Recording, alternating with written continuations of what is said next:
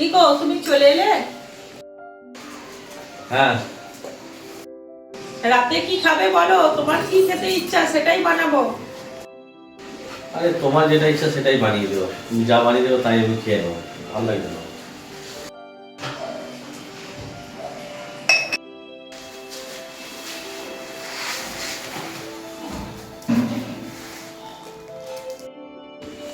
এই নাও জলটা খেয়ে নাও।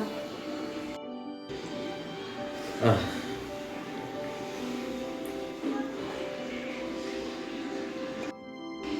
কি হলো কি তোমার? আরে ছাড়ো, বাদ দাও। সেই একই ব্যাপার, নিত্য দিনের মতো।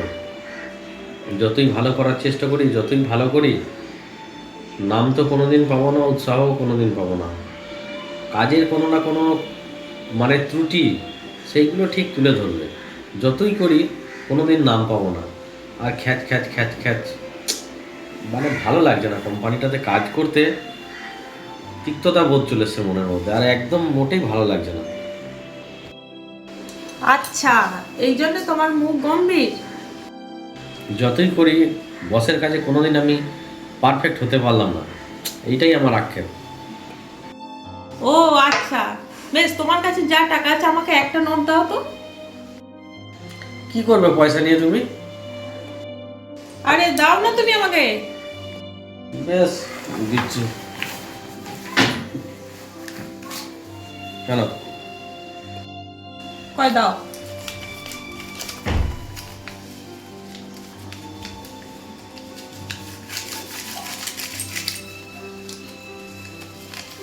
দেখো তো টাকাটা কোনো পরিবর্তন হয়েছে? না, সেই তো একই আছে। দাঁড়াও, আরো দেখাচ্ছি। আরে দূর, ফালতু তুমি বকে না তো, আমার ভালো লাগছে না, সব বাদ দাও না। প্লিজ তুমি একটু দেখো। ঠিক আছে ঠিক আছে, তুমি যা করছো করো।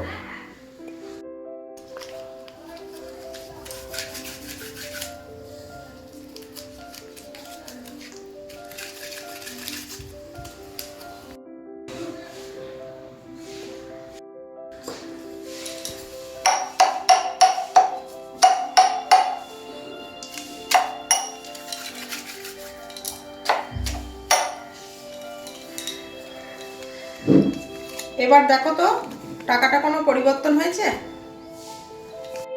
না, মূল্য কেন কমবে? একই থাকবে।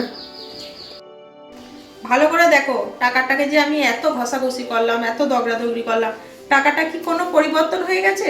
না বাজারে নিয়ে গেলে এই টাকাটা চলবে না? না, কোনো পরিবর্তন হয়নি, আর বাজারে নিয়ে গেলে আরামসে চলবে। তাহলে এটা জানবে, একটা মানুষ কিন্তু সবারই চোখে সমান হতে পারে না। যেটা আমি পারবো সেটা তুমি পারবে না, আবার কিন্তু তুমি যেটা পারবে সেটা কিন্তু আমি পারবো না।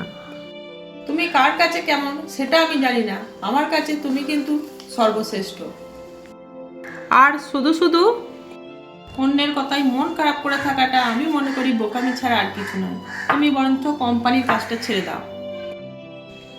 কথাটা তুমি মন্দ বলনি, কিন্তু দেখো, এই মুহূর্তে আমি যদি কোম্পানির জবটা ছেড়ে দিই, আমি অনেক জায়গায় জব এরকম পেয়েছি, ছেড়েছি। আর হয়তো আমার কোনো জায়গায় আর জব হবে না গো, তখন আমাকে ঘরে বসতে হবে। আরে তুমি ওটা কেন ভাবছো? তোমাকে শুধু শুধু জব কেন করতে হবে?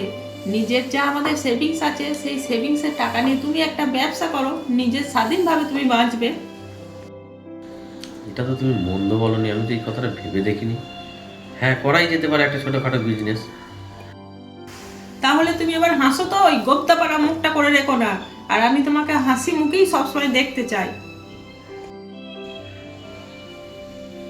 ঠিক আছে।